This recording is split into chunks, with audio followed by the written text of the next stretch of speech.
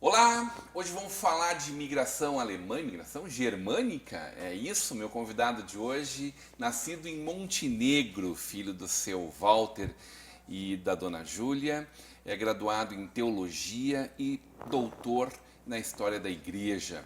Esposo da Vale, pai da Mareli, do Klaus e da Sofia, é pastor, professor, conferencista e escritor de mais de 50 livros. Eu esqueci de mencionar o Nicolas, Opa, a Juliana e a Isadora, as duas netas e um neto. tá bem. Mas não Doutor coloquei no script. Martin Norberto Dreyer. Dr. Martin Dreyer, seja muito bem-vindo para essa conversa de peso, Obrigado, doutor. obrigado. Conversa de peso não por causa do tamanho do apresentador, Ah, sim. mas por causa da envergadura dos nossos convidados, Dr. Obrigado. Martin. É uma honra conversar com o senhor, já tive a oportunidade de entrevistar o Dr. Martin, junto com a Renata Rotterman, né? Na oportunidade nós falávamos de um aniversário muito especial da Gráfica Rotterman, né? Das 150 anos, eu não me recordo exatamente, né? Do sucesso centenário, então, da Rotterman. Essa gigante empresa que, bom, tinha seu material distribuído Brasil afora, né? Mas hoje podendo falar muito da sua trajetória, da sua história, da sua personalidade, da sua persona, dentro desse, sobretudo dentro desse cenário de bicentenário de imigração germânica, que estamos prestes a completar em 2024. Então, voltamos a falar e sempre falamos muito disso, né? O senhor que com certeza é a maior autoridade hoje, viva, fazendo história, continuando a repetir, a recuperar os fatos históricos. É uma honra poder estar com o senhor aqui. Obrigado. Me fala desse guri lá de Montenegro. Pois é, esse guri de Montenegro podia ter nascido em São Paulo. São as contingências de história. A minha mãe era paulista, e ela, aos 17 anos, vem para o Rio Grande do Sul para estudar enfermagem na única escola de enfermagem alto padrão que existia na época, que estava vinculada ao Hospital Moinhos de Vento, na época ainda Hospital Alemão. E a diretora do hospital, uma diaconisa luterana, era também madrinha da minha mãe, a irmã Sofia Zink. E essa Sofia Zink, assim como minha mãe, era nascida no estado de São Paulo. Então eu tenho profundas raízes no estado de São Paulo, porque meu trisavô, hoje em dia o pessoal gosta mais de chamar de tataravô, o meu trisavô veio com o primeiro pastor luterano para atender os luteranos que estavam entrando na província de São Paulo para trabalhar como meeiros nas fazendas de café, né? Aliás, as raízes mais antigas de imigrantes alemães no Brasil estão ligados a São Paulo. O primeiro livro escrito sobre o Brasil é de um certo Hans Staden, que se tornou prisioneiro dos Tupinambás depois do naufrágio de um navio no qual ele era canhoneiro. Ó. E ele escreve uma história maravilhosa de uma viagem feita ao Brasil, ó, que o Monteiro Lobato transformou em livro para crianças. Muito antes do Robson Crusoe, ele já fazia aventuras. Não, o Robson Crusoe é posterior, Pois né, muito ao antes, Hans Staden. Então, mas o meu trisavô, Johann Jakob Zink, ele vem para a província de São Paulo, reúne ali luteranos em comunidades e funda para eles também escolas. E o genro dele também, pastor Teodoro Köhler, vai fundar uma escola que continua presente hoje na cidade de Rio Claro, próxima a Campinas, né? O Zink teve escola em Campinas, que continua existindo hoje também, e cria uma série de escolinhas. Então eu estava numa tradição escolar a partir de São Paulo, muito importante. Minha vovó, a mãe da minha mãe, também foi professora. e casou com um engenheiro elétrico que em 1912 vem para o Brasil. Antes havia estado na Armênia turca e teve que fugir de lá por causa do massacre que os turcos fazem em relação aos armênios, vai para a Alemanha e depois vem para o Brasil, vai construir pequenas hidroelétricas para Light and Power no interior de São Paulo, na região da Serra da Bocaina, isso é a divisa com São Paulo e Rio de Janeiro, até que vão descobrir que ele é alemão durante o Estado Novo. Aí ele vai se tornar produtor rural, moer café, vender café e coisa assim, é uma época de muita miséria na história da família. E esse é o período em que mamãe vem para o Rio Grande do Sul. Vai para Montenegro e em Montenegro vai atuar no hospital de uma organização chamada Ordem Auxiliadora de Senhoras Evangélicas, a sigla OASE. E essa OASE foi fundada em Rio Claro por Juliana Zink Köhler, vovó da minha mãe. Então, eu estou dentro da história da imigração via entrada de imigrantes no Brasil, via Igreja Luterana, da qual você já colocou que eu sou pastor também. Em Montenegro, minha mãe vai conhecer meu pai, Walter, que era filho de imigrante alemão também. O vovô Arthur Dreher vem em 1912, o mesmo ano que o pai da minha mãe chega em São Paulo, ele vai chegar em Montenegro. É contratado pela firma Köhler, em Montenegro. Os netos dessa família Köhler depois tiveram ótica e relojoaria também aqui em Novo Hamburgo. E o vovô vem como ourives para Montenegro. Época de depressão na Alemanha também, ninguém compra joias, né? Quando não se tem dinheiro.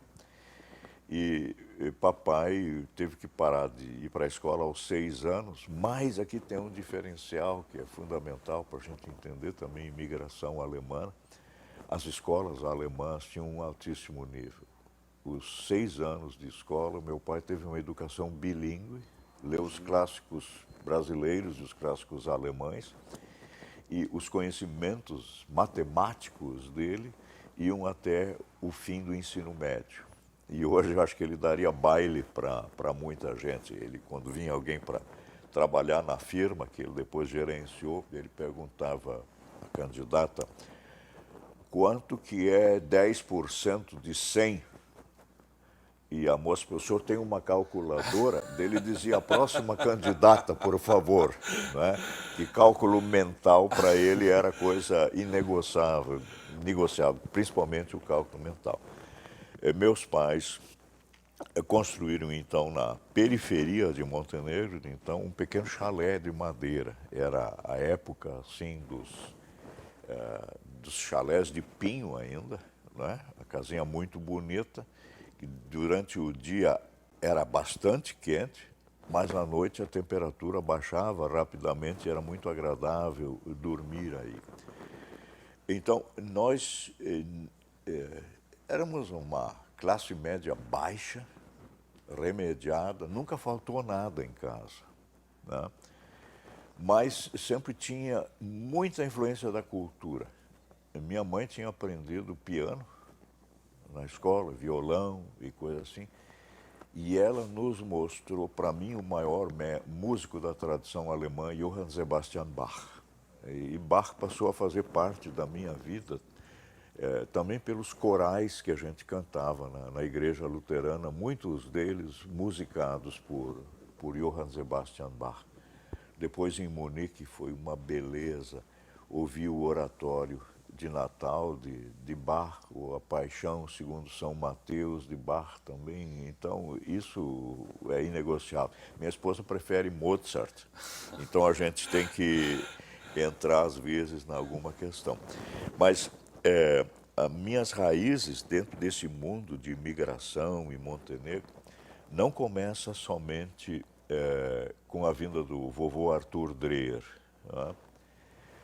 Que achou que ia fazer dinheiro aqui para ajudar a mãe na Alemanha, nunca conseguiu mandar nada para a Alemanha, né? As minhas raízes remontam aqui no Rio Grande do Sul a dezembro de 1825. Então, nós estamos nas primeiras levas ainda, a chegada dos primeiros vem de 1824, dezembro de 25. Está chegando até o Rio de Janeiro uma família, pai, mãe e 3 crianças, um menino e 2 meninas. Na viagem do Rio para Porto Alegre, o capitão do navio resolveu racionar a comida para vender os excedentes em Porto Alegre, onde havia falta de gêneros alimentícios. Então, na viagem, morre a mãe e uma das filhas. Nossa. E o pai está tão fraco quando chega a São Leopoldo. Se eu estou falando de São Leopoldo, eu estou incluindo Novo Hamburgo, vamos dizer assim, e o território que vai até Nova Petrópolis, né? Sem esquecer Portão Claro. e Campo Bom para o outro lado. Ele está tão fraco que ele morre em janeiro de 26. A causa mortis é inanição, é falta de comida, ele morreu de fome. Né? Quer dizer, não teve mais como recuperar isso. Num mundo sem recursos médicos e nada assim. E eu descendo, então, de um menino de 7 anos que vai ser acolhido, não sei por quem, certamente havia outros familiares, eu não cheguei a descobrir isso. E ele depois casa com uma moça de Campo Bom e vai morar no Wiesenthal, que o pessoal em Novo Hamburgo hoje chama de Visital. Né? É verdade. Os filhos dele vão ser todos batizados na Capela da Piedade, na igreja Três Reis Magos, né, em Hamburgo Velho. Né? E quando são abertas as novas colônias do Maratá, alguns vão para o então município de Montenegro. Um dos filhos, que vai ser o meu bisavô, vem para Montenegro como mestre funileiro. Vai ser um dos fundadores da loja maçônica local, né? E vai casar, isso é interessante, com uma filha de Jacob Schilling. Jacob Schilling detinha o monopólio da navegação no Rio Caí. Até descendentes dele depois tinham as famosas farmácias hamburguesas em Novo Hamburgo. Né? Então, eu estou ligado, de repente, à escola, ao artesanato, que o ourives não deixa de ser artesão. Meu pai polia, mais tarde, aprendeu com a família Ferngens, que era natural da Lomba Grande, ele aprende em Porto Alegre, a polir lentes para os óculos. Né? Então, eu entro no artesanato de relógio, joia, coisa, eu vou aprender. Um ótico prático na época, meu pai. E na casa dos meus pais sempre teve muita verdura.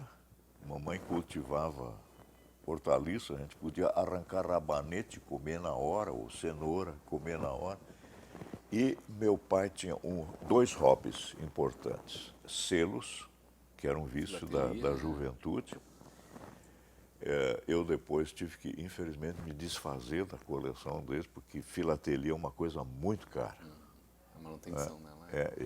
E a compra de selos é uma indústria. Né? É. E o outro hobby do meu pai eram orquídeas.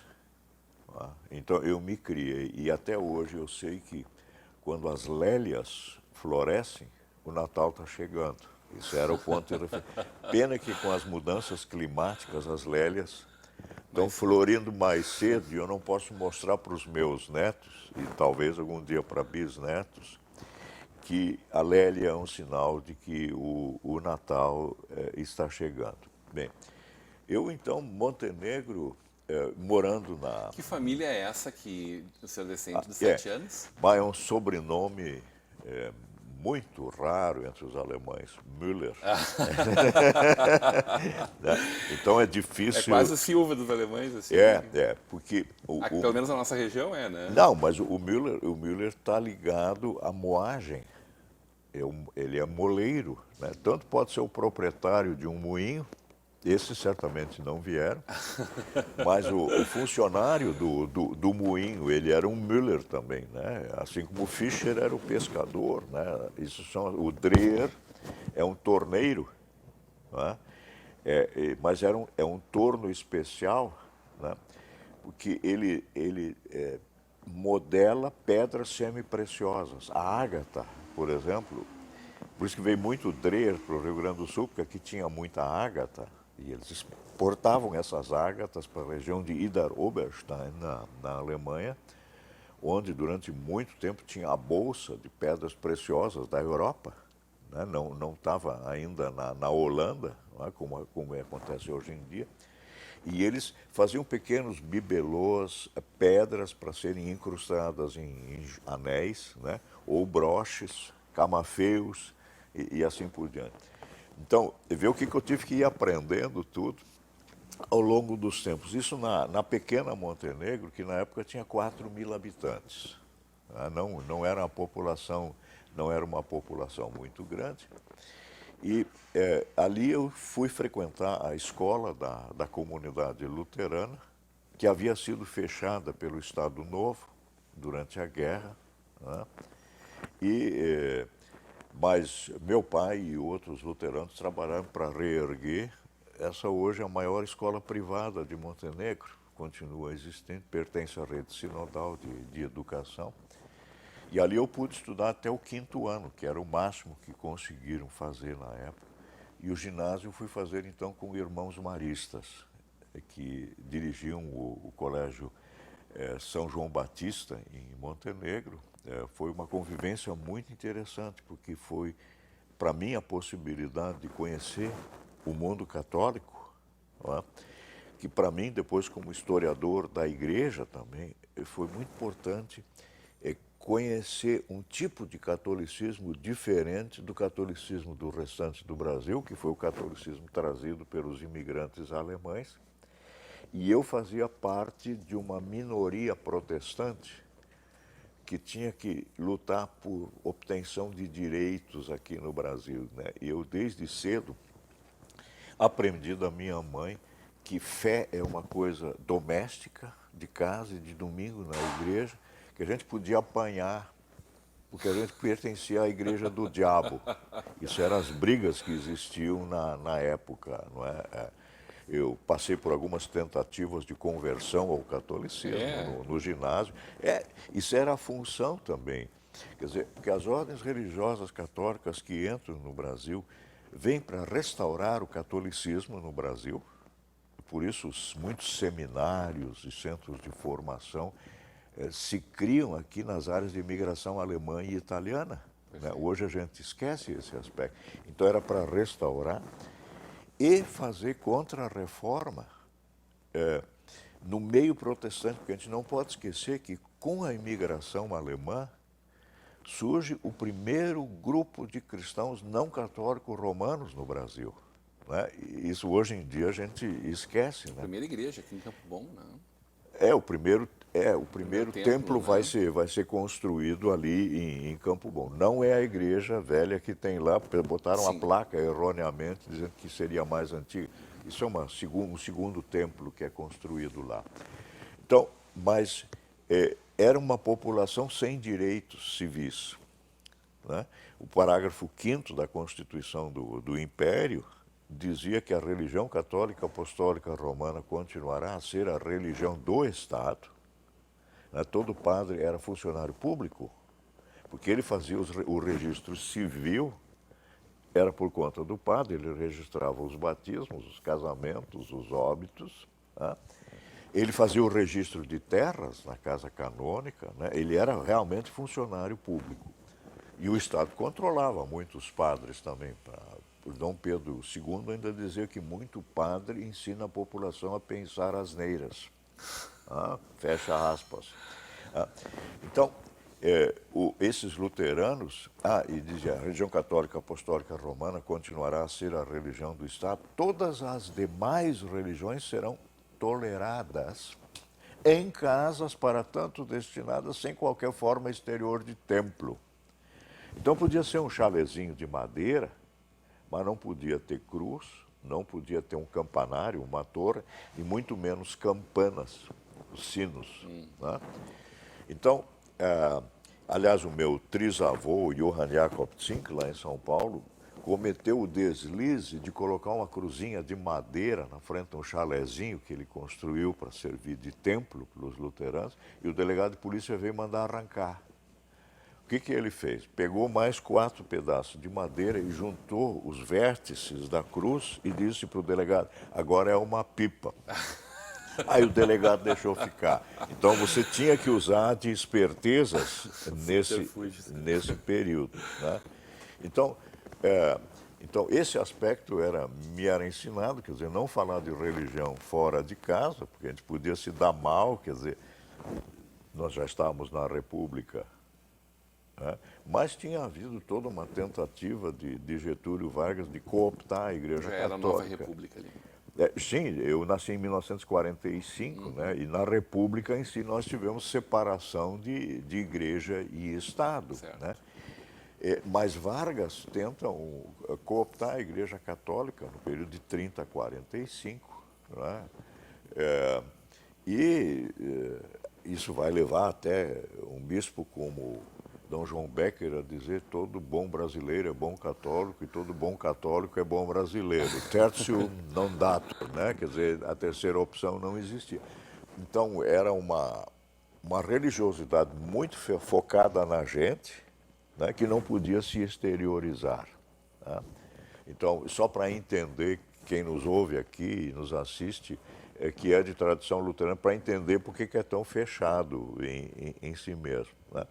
Mas, como toda boa tradição luterana, os luteranos de Montenegro logo investiram em escola, tá? Até os dias de Getúlio Vargas, nós chegamos a ter 1.400 escolas. Hoje são 70. Porque o Estado Novo fecha tudo isso, né? Aliás, a gente tem que dizer, em São Leopoldo, tem uma escola que remonta a 1826, o Colégio Rio Branco.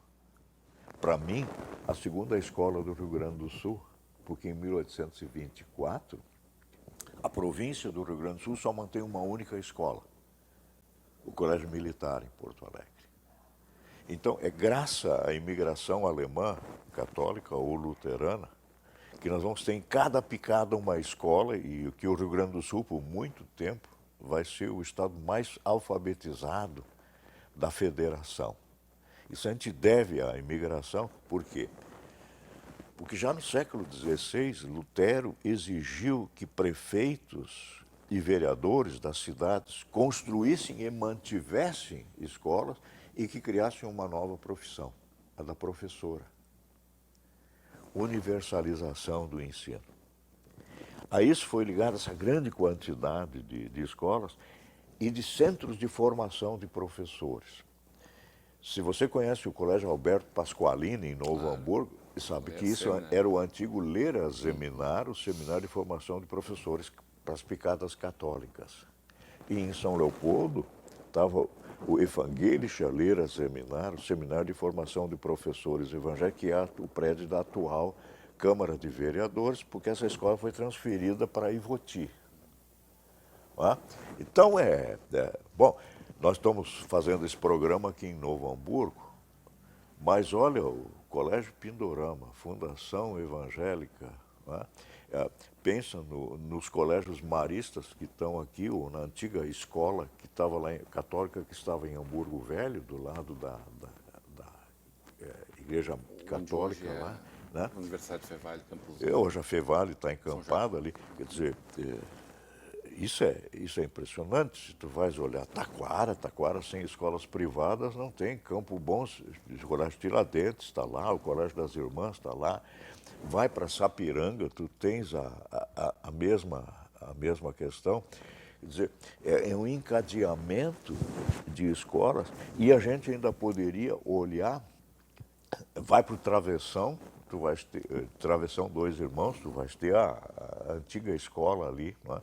Bem, então eu me criei dentro de uma escola, não é? Desse modelo dos imigrantes.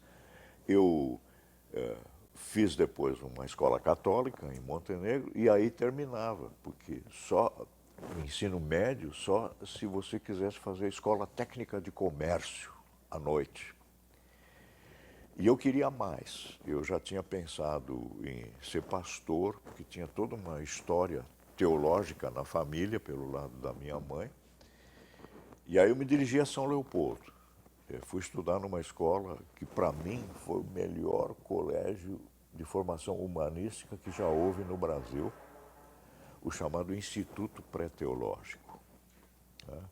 Que teve que ser fechado durante o regime militar, porque a nova lei de diretrizes e bases da educação exigia que o ensino começasse com o jardim de infância e fosse até o fim do ensino médio. E escola com internato, que reunia jovens de todas as partes do Brasil. Eu tinha colegas que vinham do Espírito Santo, na época, o filho do embaixador alemão no Rio de Janeiro vinha estudar ali também. Eu ali cursei 4 anos. Era, em si, uma escola preparatória para estudos teológicos, mas era o modelo humanístico, que foi banido das escolas no Brasil. Eu ali estudei latim, grego, português, pegando os clássicos portugueses e brasileiros, estudei alemão. Parte das aulas eram dadas em alemão, para a gente se familiarizar com a linguagem. E tinha inglês ainda. E eu, com os maristas, tinha aprendido um pouco de francês. Então, entrar no mundo de Shakespeare, via a versão inglesa, nós apresentávamos a cada semestre uma peça teatral em inglês, né? Você apresentava peças teatrais em alemão, quer dizer, a gente decorava partes de Goethe, Verzeiht, ich hört was deklamieren. Ihr lasst vielleicht ein griechisch Trauerspiel. In dieser Kunst möchte ich was profitieren, denn heutzutage hört man viel. Ein Komödiant könnte einen Pfaffen ähneln. Ou você tinha que decorar, ora, direis, ouvir estrelas, certo perdeste o senso. O Raimundo Correia com as pombas, né? Então, ler Camões, decorar partes de Camões, quer dizer, foi uma... e ler Platão em grego, Cícero, as metamorfoses, né? Então, são coisas que eu, que estou prestes a completar 77 anos, continuo a ter. Então, por que isso não é só a história do Martin Dreher, né? Isso é a história do que esse mundo de imigração de falantes da língua alemã conseguiu estabelecer no Brasil, do qual nós, em boa medida, só temos memórias ainda. Porque nós acabamos no Brasil com uma tradição de formação humanística e não chegamos a avançar realmente para uma formação técnica. Dr. Martin, a gente tem a oportunidade nos próximos anos de recuperar muito desse tempo perdido, dessa história perdida, né? Não sei o quanto disso é possível que se faça nesses idos do século XXI, né?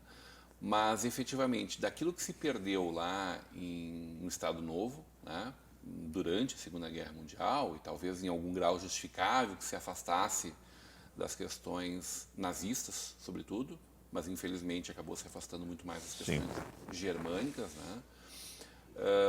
Para os dias de hoje, e acho que essa recuperação ela acontece, me parece, e o senhor foi parte disso, da recuperação desse orgulho dos nossos antepassados no Sesc Centenário, ali em 1974, quando a gente começa a celebrar isso novamente, com um presidente da República descendente de alemães, né, de germânicos.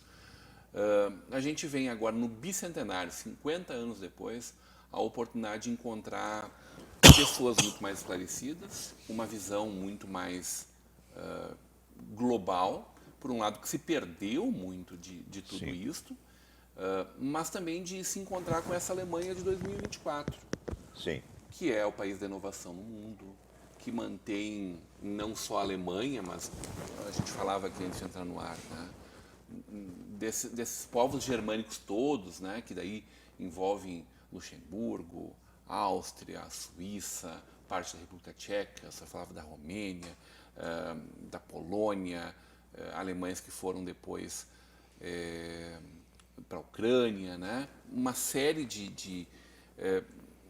uma disseminação da germanidade por toda a Europa, tanto quanto era naquele período de muitas migrações, né? De um fluxo migratório muito grande dentro da Europa, né? Eu adorei conversar com o senhor nesse primeiro programa, contando um pouco da sua raiz, que, como o senhor bem destaca, é a história da própria vinda dos nossos antepassados para cá e da formação não só do Rio Grande do Sul, não só da nossa região, mas do Brasil também, né? Dessa São Paulo, que o senhor bem destaca, que primeiro recebeu lá em 1500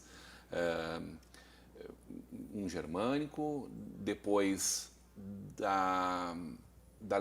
de São Paulo, que recebeu grande parte dos industriais, também descendentes germânicos, né? Porto Alegre também, gigante, claro, quarto distrito, o Moinhos de Vento, grande parte das indústrias, né? Mas um Brasil inteiro profundamente marcado por essa migração, né? Tanto seja no nosso oeste, dominado por italianos e predominância de alemães que foram até o Acre, né? Até Roraima, né? Venezuela, atravessaram. Até Venezuela, né? Até raízes ali em Espírito Santo, com os pomeranos, né? Eu quero poder falar um pouco com o senhor dessa nova visão do que pode acontecer com a gente, da recuperação talvez dessa essência do que Lutero pregou lá em 1500 e tantos, quando da reforma, da criação de uma escola com uma base humanística, com o canto, né, a música, né, o instrumento musical presente em toda a formação também, né? Num outro programa, pode ser? Pode ser. Então a gente vai. Será um prazer. No oferecimento de Sicredi, Faculdade INH, Mercator Feiras, Eventos e Locfair, a gente vai fechar esse nosso programa de hoje e a gente vai fazer um segundo programa com o Dr. Martin Dreyer.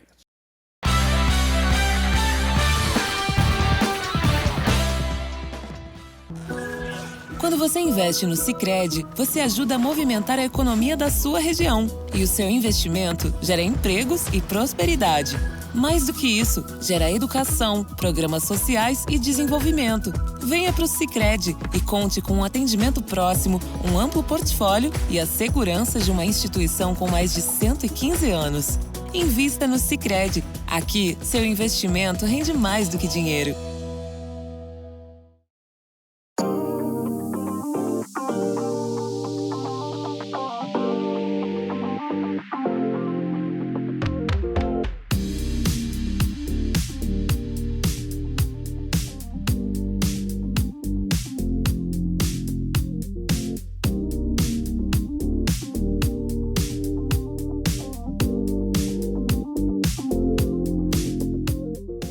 Minha mente é inquieta. Meu corpo acompanha cada pensamento. Pulo, danço, corro, sempre em movimento. Em busca do novo, percorro lugares inimagináveis. Ultrapasso as barreiras do tempo. Observo, aprendo e me transformo. Neste giro infinito, acompanho tendências e mudanças, abraço o passado, vivo o presente e revelo um futuro de ressignificados, em que tudo pode ser novo de novo.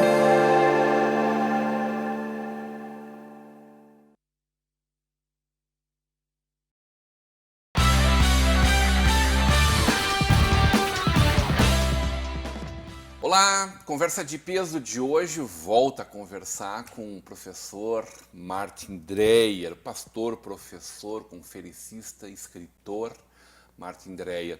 Professor Martin que nos deu uma aula sobre a própria história da chegada dos nossos imigrantes aqui, quando nos falou no nosso primeiro programa sobre a sua própria chegada aqui, a chegada das suas famílias aqui, dos seus antecedentes, dos seus antepassados, desde 1825, da família Meller até os Dreyer, né? E o Zinck ali em 1912, programa que a gente acabou de exibir.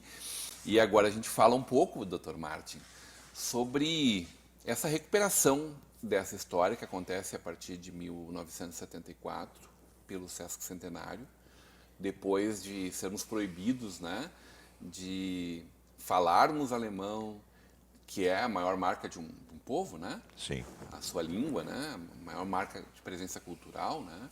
E de exercermos a cultura germânica de maneira geral no estado novo, assim como foi com os italianos, como foi com os japoneses, mas claro, os germânicos muito próximos da capital, né? Sim. E aí sofreram toda sorte de repressão, de repressões, né? Inclusive populares, né? Como a Sim. gente já contou outra vez da Rotermund, que teve um episódio triste naquele um capítulo triste na sua história também. Mas que faz a nossa história, que constrói essa grande história que não é só da germanidade aqui, mas do próprio povo brasileiro, né? Sim. Uma honra receber o senhor aqui, Dr. Martin. Obrigado, obrigado. Conta um pouquinho para nós do início dessa recuperação. Como é que foi lá em 1974? Que efervescência era aquela? Eu, em 1974, nem estava no Brasil. Eu recebi as informações através do meu pai e muita coisa eu recuperei. Cartas, né, que eram mandadas, levavam 2 semanas do Brasil para Munique. Imagina. Hoje leva mais tempo. Uma carta daqui para lá. Uma carta leva mais tempo? Mais tempo. Os correios não são mais tão bons como eram. Se bem que em 74 a correspondência era aberta pelo Departamento de Ordem Política e Social, DOPS.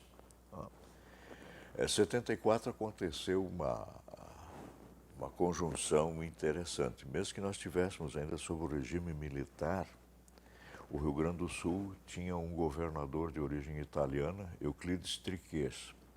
Isso foi importante porque no ano seguinte, 1975, foi o centenário da imigração italiana para o Rio Grande do Sul. E aí se pôde fazer muitas pesquisas, com Luiz Alberto De Boni, Rovílio Costa e outros pesquisadores.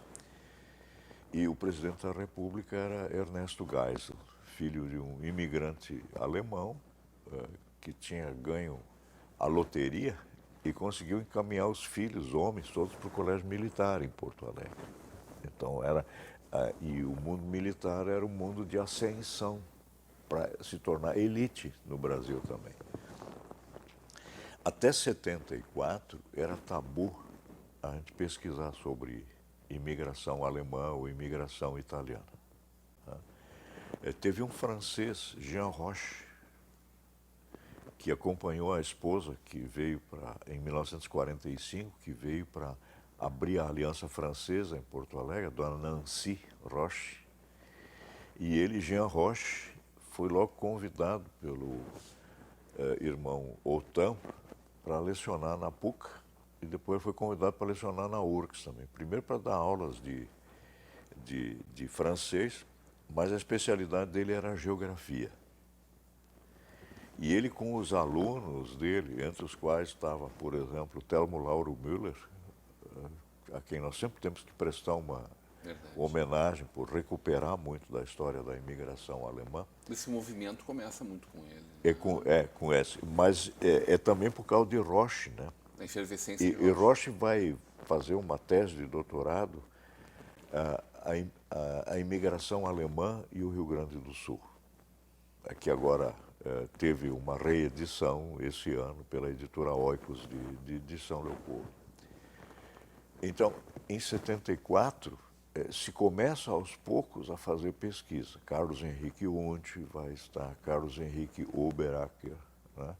Os dois casualmente da primeira turma de alunos da escola que eu pude frequentar depois em São Leopoldo, desse mundo humanístico novamente. E então eu tive a oportunidade de em 72 ir para a Alemanha para estudar a história da Igreja Luterana no Brasil. Por que na Alemanha? Porque aqui boa parte da documentação tinha sido destruída pelo Estado Novo. E queimada ou transformada em papel higiênico, como aconteceu com o material didático da firma Rotermund. Né? Pouco depois, um colega que tinha estudado na mesma instituição em São Leopoldo, o René Gertz, vai fazer seu doutorado em Munique, em Berlim, na Universidade Livre de Berlim. E a gente consegue, em colaboração com a professora Helga Iracema Landgraf Piccolo, que foi a primeira mulher doutora em História do Rio Grande do Sul. O nome dela era Helga Iracema. E o Coelho de Souza, quando pega ela na sala de aula uma vez, menininha ainda, disse: esquece o Helga, isso não é nome de gente que vive no Brasil, diz só que tu és Iracema, só para entender a coisa. Ele que fechou aqui o Pasqualini na época, né? Coelho de Souza. Sim, sim. Seminário, né? O diretor Maier vai preso e coisa assim. Então, a Helga, como historiadora e professora na URGS e depois na Unicinos, vai também incentivar muito essas pesquisas. Só que René, eu e Helga, nós tínhamos uma vantagem. Nós tínhamos estudado o alemão também, nesse colégio humanístico. E a grande tragédia da população do Rio Grande do Sul é que, com o Estado Novo e o fechamento das escolas, e a reintrodução do estudo de língua estrangeira no Rio Grande do Sul, no período da escola, a partir nos 5 primeiros anos, só ter sido permitido por Alceu de Deus Colares. Então, você pode falar dialetos hoje no Rio Grande do Sul, mas majoritariamente a população descendente de imigrantes alemães não tem acesso à língua escrita, a textos produzidos. Então, eles têm documentos, alguns em casa, mas não sabem mais o que é aquilo. É uns papel velho que ficaram aí do tempo que o vô tinha guardado, mas não sei mais o que é. Professor, nós temos lá em casa uns livros velhos escritos em alemão. O senhor quer? Porque nós não sabemos mais ler isso que está escrito ali. Então, na preparação para os 200 anos, uma das minhas funções, além de escrever coisa nova, está sendo traduzir textos antigos. E isso é fundamental para as populações descendentes de alemães terem acesso ao que foi escrito sobre os antepassados deles no passado. Isso é uma tragédia nossa. Então, nós temos hoje uma barreira linguística. A gente fala dialetos que pesquisadores europeus vêm pesquisar aqui. André, como é que, se você fala o dialeto dos seus avós, como é que você fala? Você ainda fala o dialeto puro? Eu digo, não, meu alemão entrou baranga, entrou facão, potreia, assim como palavras do alemão entraram, todo mundo come kuka, que é um derivativo de kuchen, e o pessoal oferece hoje spätzle nos restaurantes. Mas você está entendendo, esse é o grande óbice para nós, para recuperar essa história. Na década de 1960, 70, na historiografia entrou a busca por roots, raízes. Um romancista norte-americano negro vai para a África e diz que está em busca das suas raízes. E desde ali, ele se começa a procurar por raízes. A maioria do pessoal quer saber se tem pedigree. Então, muitas vezes se faz uma genealogia dissociada da história. A maioria não tem pedigree, né, doutor? Não, nós vemos todos com uma mão na frente e outra atrás. E muita gente é von e acha que isso é um título de nobreza. Pode ter sido. Mas pode ser que o cara é von Walachei, da Walachei. Né? E eu diria assim para a maioria do pessoal, nós somos von Habenichts. O que é o Habenichts? não tenho nada. Eu sou de não tenho nada. Não é? Então, isso é meio humor negro, assim. Mas, de fato, quem veio, né, num outro programa que eu fiz com o Werner Schünemann na TV, eu disse, nós, em parte, descendemos de pessoas tiradas de presídios e mandados para cá. Mas foram para os presídios porque eram mendigos. Sabiam ler, escrever, tinham profissão, mas não havia mais espaço para essa sua profissão lá na Europa, né? Então, essa é a nossa condição. Tu vê, e nós somos... A Europa expurgou grande parte Sim, da sua eram população sem naquele momento. terra alfabetizados. Né? Quer dizer, essa é a condição de muitos. Artesãos para os quais não tem mais questão. Então, Stefan, para 2024, a gente tem que recuperar o que se perdeu, mas em tradução. Porque nós, no Brasil, majoritariamente, não temos acesso a outra língua que o português. Temos preguiça, inclusive, de ler o espanhol, que é muito parecido com o português. Né? Então, isso, na minha opinião,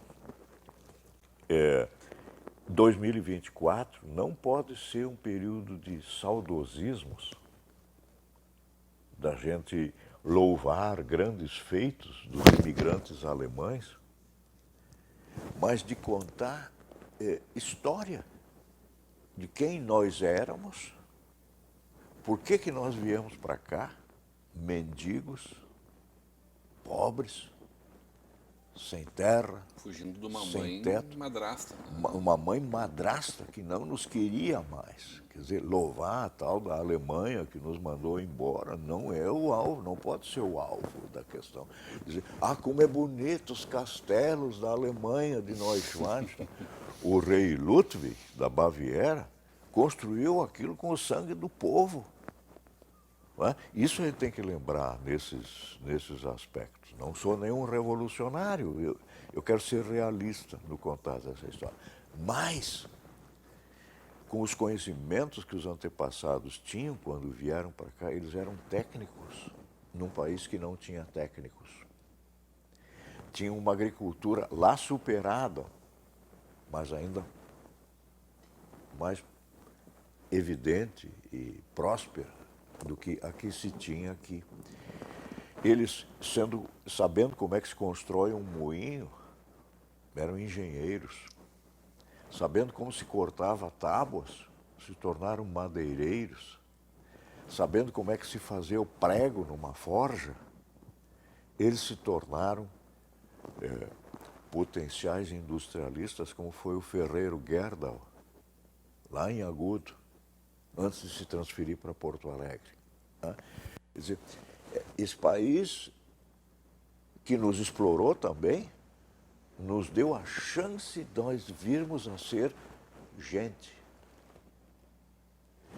Nos deu possibilidades de nós sermos cidadãos novamente, enquanto não dava cidadania para a maior parte da população brasileira, que eram escravos.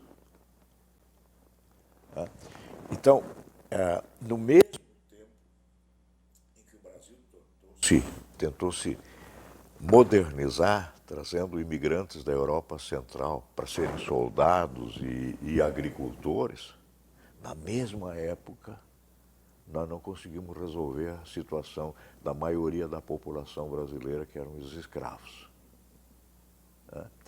Então, isso é uma coisa que está ligada.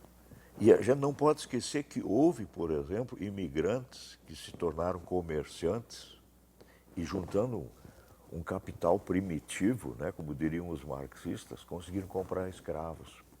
Porque até 1850, em todo o Brasil, quando você tinha um capital sobrando, você investia em escravos, que você podia vender depois. Depois de 1850, quando se tenta cortar a entrada de escravos, se vai valorizar a terra. Desde 1850, você só tem acesso à terra por escritura de compra e venda. Né? Aí se começa a comprar um terreninho, como nós fazemos hoje em dia. Né? O imóvel não é mais o escravo, mas é a terra desde então, né? Então, quem é descendente de imigrantes tem dívida com a população africana, tem dívida com a população indígena. Sempre se contou a história, os índios atacavam os primeiros imigrantes alemães. O problema é que o governo brasileiro colocava os imigrantes em área de populações indígenas. E aqui no Rio Grande do Sul, para muitas áreas, se mandou antes na frente dos imigrantes os bugreiros, que eram pessoas responsáveis por matar índio e que ganhavam em Porto Alegre depois pela quantidade de orelhas de indígenas que traziam. Os bebês eles não matavam, mas vendiam para casais sem filhos em Porto Alegre. E aí não pode esquecer que Gravataí era a aldeia dos anjos, de meninos trazidos das missões, separados dos pais para serem nacionalizados, ficavam proibidos de falar o Guarani. Né? Então, e ele não pode esquecer que para o Rio Grande do Sul, antes da vinda dos alemães, tinham fugido cristãos novos, judeus que não tinham direito de ser judeus. Então aí os Pereira, os Oliveira, os Pires, que na realidade em hebraico são os Pérez, se bem que tem família Pérez também, né? Então, nós temos uma infinidade de população descendente de judeus no Rio Grande do Sul que nunca foram reconhecidos. Aliás, quando a gente fala em imigração alemã, não pode jamais considerar essa imigração como sendo ariana, como queria Hitler, alemão puro. Não existe alemão puro. Nenhum de nós é puro. Nós somos frutos de miscigenação, já começando pelos nossos pais, que pertenciam a tribos, isso é, famílias diferentes. Né? E o Hunsrückisch, que se fala na nossa região, que o pessoal diz Hunsrückisch, é muito parecido com o Yiddish, a linguagem que os judeus alemães ao longo do Rio Reno falavam. Quem vem dessa região certamente tem raízes judaicas. E não é por acaso que o nome de igrejinha era uma vez Judengasse, gueto, ou que dois irmãos era chamado de Judengasse, e que Picada Café era Judengasse, porque lá tinha famílias judaicas. Mas nunca chegaram a ser 5 chefes de família judeus para formarem uma sinagoga. E se tu vais a Nova Petrópolis, quando tu estás para entrar em Nova Petrópolis, à esquerda tu tens a Polícia Rodoviária Federal, e se deres uma olhada para a direita, tu vais ter uma plaquinha lá, Rua Judengasse, que é a antiga estrada da Picada que levava de Dois Irmãos para Nova Petrópolis. Então, por que eu estou contando tudo isso? Para dizer que, na minha opinião, nem todos vão concordar comigo, que em 2024 nós temos que festejar Rio Grande do Sul, Santa Catarina, Paraná, São Paulo, Espírito Santo, Rondônia, Acre, como áreas multiétnicas, plurais, e que o Brasil é feito de muitas etnias. E Juiz já faz isso. Lá tem todos os anos a festa das etnias. O Brasil sempre foi um país de imigrantes e de migrantes. Eu tive que estudar, no caso do Maranhão, uma vez na escola, a história do Bequimão, que faz revolta lá. Antes do Brasil se tornar independente, são os precursores da independência. O sobrenome desse cara, na realidade, era Beckmann. É um avulso alemão que vai para Portugal e de Portugal vem para o Brasil. Tu já ouviste falar da família Lenz, que é natural de Augsburg? Tem um tal de José Lenz do Rego, grande escritor brasileiro. Tu já ouviste falar da família Holland, que no Brasil vira de Holanda? O meu pai era baiano, meu avô pernambucano. Lá se estabeleceram os Lenz. Já viu os de Holland? Já Meu ouviu bisavô falar do mineiro. Chico? Já ouviu falar Meu tataravô do Chico Buarque de Holanda? Coisa linda. Né? Quer dizer, eu acho que esses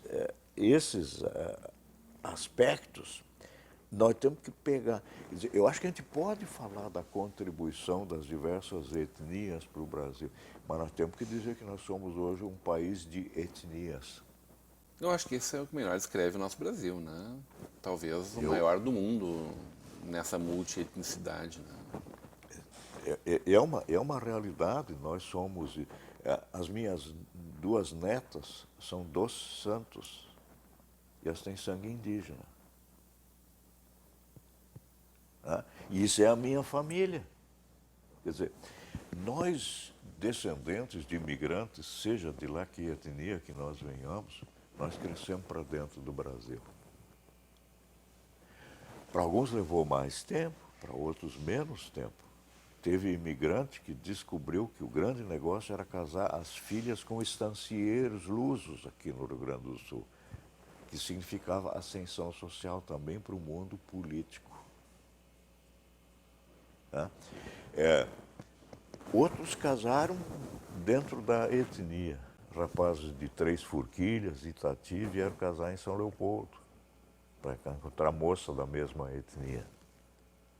Porque quando a gente procura parceiro que seja de cultura pelo menos parecida com a gente. Porque senão pode acontecer do casamento não dar certo. Quer dizer, nós buscamos a coisa assim. Diz que Freud explica, né, que quando o menino procura uma parceira, que ele procura alguém que seja parecido com a mãe. E que a menina procura alguém que seja parecido com o pai. Então a gente fica nas proximidades da etnia. Mas eu estou trabalhando para 2024, para recuperação de memória, traduzindo, escrevendo e mostrando como, desde o início, nós somos plurais num país plural.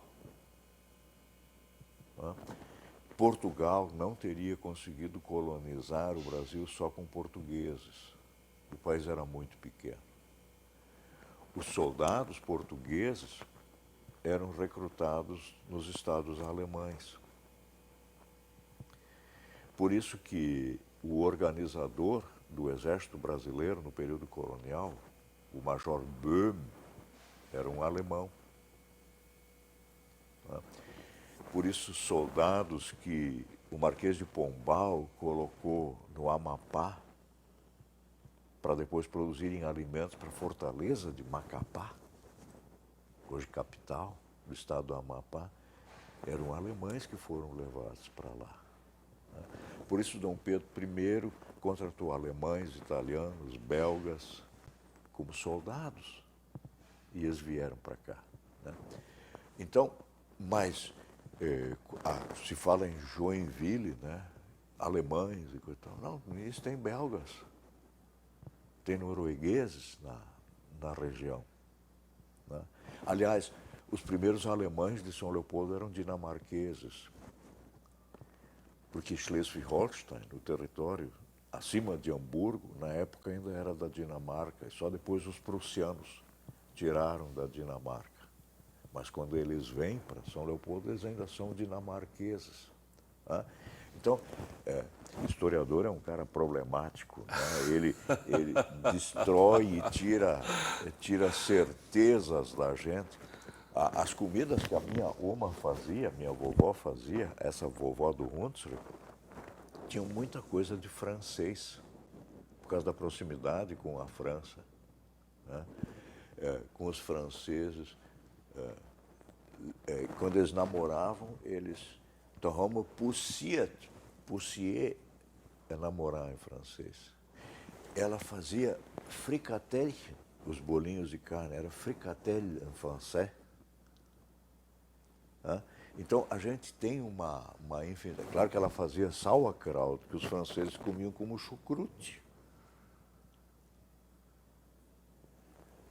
Mas ela tinha um abajur em casa.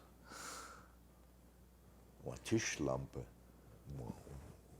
uma lâmpada de mesa. português, eu, primeiro tempo, eu não levava um ramalhete de flores para minha namorada, mas um buquê, que é a palavra francesa, né? Então, nós estamos cheios de influências e eu não sou a favor de purismos. Né? Não Esse discurso é perigoso, inclusive, né? É, Sempre foi ao longo da história. ele né? bom, se eu lembro A gente não aí, precisa nem por falar exemplo, só de Hitler, a gente pode não, falar de e de outros aí. todos os fascismos, né? Os fascismos, a Espanha em 1492 expulsou 300 mil judeus, que vão para 50% para Portugal e 50% para os Países Baixos, e depois entram como chamados cristãos novos aqui no Brasil, porque batizados à força pelos portugueses. Né? Então, a raça pura é uma das coisas mais desgraçadas que tem para a história da humanidade, porque a gente não respeita. Lembra recentemente os Hutsis e os Tutsis na África, né, se matando? Então, isso é terrível. Quer dizer, e no Brasil, nós temos um pouquinho disso ainda. Aqui tem raça superior e raça inferior, né? A gente fala. Ainda na década de 30, no Brasil, falava dos brasileiros de baixa eugenia. E em relação à imigração alemã, né, alguns autores, como Aurélio Porto e outros, diziam que os imigrantes alemães não tinham feito aquilo porque tinham vindo ao Brasil. Eles tinham que se misturar às raças inferiores para melhorar a raça brasileira. É possível que Isso era discurso arquitetado. de Getúlio Vargas. Mas é possível que isso tenha sido arquitetado lá em 1800, antes de 1824? Não. O Brasil... Um clareamento da população não, brasileira? Esse negócio do clareamento vai vir depois. Vem depois. O Brasil, que se torna independente em 22, precisa desesperadamente de soldados. Então, os alemães... E agricultores, né? Também existe um problema Não. alimentício. Quando José Bonifácio dá as instruções para o Major Schaeffer trazer imigrantes para o Brasil, ele manda ele trazer soldados que venham misturados a agricultores, que serão assentados no sul do Brasil, esses agricultores, à moda dos cossacos. O que eram os cossacos? Moradores de aldeias na Ucrânia, que em época de paz eram soldados, mas se preparavam para a guerra, e quando vinha as guerras, eram recrutados para fazer. Então, a chamada colônia alemã de São Leopoldo nada mais é que uma colônia à moda dos cossacos. Por isso é que toda essa região aqui, que vai de Sapucaia até Nova Petrópolis, de Estância Velha e Portão até Campo Bom, foi área de recrutamento de soldados para as guerras do Prata. Já logo cedo, a turma de São Leopoldo vai ser mandada para o Uruguai, para ver se consegue manter... Antes de 35. Antes de 38. Até 38, desculpa, até 28. Até 28 o Uruguai faz parte do Brasil, Guerra Cisplatina. Eles são recrutados depois pelo Império para lutar contra os farrapos. Depois eles são mandados para a Guerra do Paraguai. Está para sair uma nova edição de um livro do historiador Klaus Becker, Alemães e Descendentes na Guerra do Paraguai. Saíram 40 jovens, só de 2 irmãos, para a Guerra do Paraguai. Voltaram 4. Depois da Guerra do Paraguai, tu sabe como é que foi o recrutamento dos pracinhas, né? O que tem de sobrenome de alemão e de italiano entre os pracinhas é uma coisa impressionante. Não só do Rio Grande do Sul, mas de Santa Catarina. Uma herança. Na Guerra do Paraguai também já sai muito jovem de Blumenau, né? Da colônia de Blumenau. Quer dizer, o branqueamento, num primeiro momento, não está na ideia. No primeiro momento, tu precisa de tropa confiável. Eu lembro que no outro programa eu falei que a população afrodescendente era a maioria no Brasil. E se tinha medos de pegar essa população e transformá-la em soldados. Né? Isso é 1822. Né? O Brasil precisa de tropas confiáveis. E havia uma lembrança muito grande do que tinha acontecido em 1804 no Haiti, onde a população escrava se rebelou e acabou com a minoria escravocrata branca na França.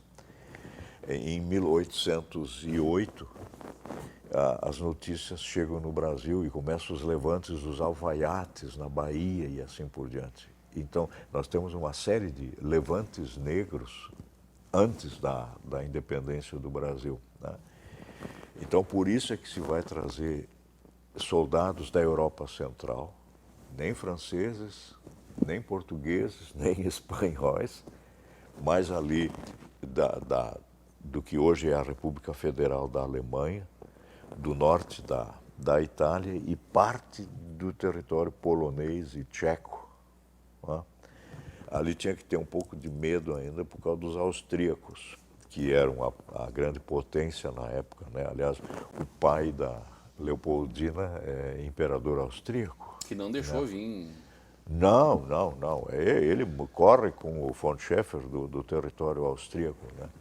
Então, num primeiro momento, os imigrantes alemães não estão vindo para ser agricultor, mas estão vindo para ser soldado.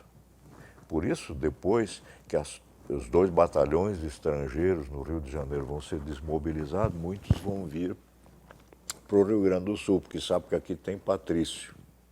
Né?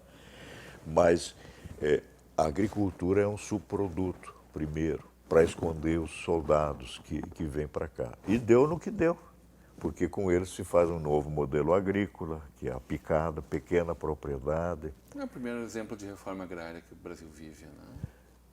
Nem a reforma agrária, porque se pega terra de índio, né? É que é a floresta subtropical. Né? Eles não são colocados... Mas a divisão de lotes menores é... Sim, isso é a novidade. Né? Quer dizer, no primeiro momento nem foram tão menores assim, depois é que foram menores. Não, pô, mas se um latifúndio tinha 1.200 hectares e o colono aqui ganha 70, isso é uma grande diferença, né? Mas são lotes de terra para ser trabalhadas com a família, alimentar a família do agricultor e gerar excedentes. Né? É o que vai se conseguir, quer dizer, é um novo modelo agrícola que hoje está no fim, né? Né? Mas que é implantado, então, porque hoje nós estamos apostando novamente no latifúndio. Né? Doutor Martin, é a primeira vez que a gente conversa, eu e o senhor aqui no Conversa de Peso, recuperando o que a gente já falou anos atrás sobre a história da gráfica Rotermann, por exemplo, do pastor William Rotermann, né? Sim.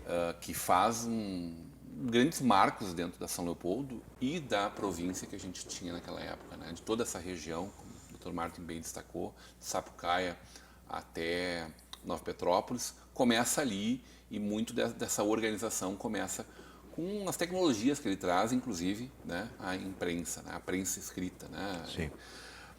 Que não é uma novidade, né? Também um alemão lá, no final da Idade Média, inventa. Um tal de João Gutenberg, né? Cria e que se dá essa publicização da Bíblia, por exemplo, né? Algo que até então a Igreja Católica não fazia nesses termos. Né? Aliás, isso seria temática talvez para um próximo encontro. Eu, no momento, estou escrevendo sobre a cultura escrita na colônia alemã de São Leopoldo. A gente tem muito para abordar em todos os assuntos. Agora, se eu penso só nisso, eu imagino desde o que eram os pequenos almanacs, que era a forma de disseminar, até impressos, textos, jornais, livros. Né? Livros de bolso que eram publicados. Então, a grata satisfação de poder ter feito aquele programa lá e agora ter estreado aqui com o senhor uma série que a gente pode fazer e deve fazer, não só até pensando em 2024, mas recuperando muito dessa história.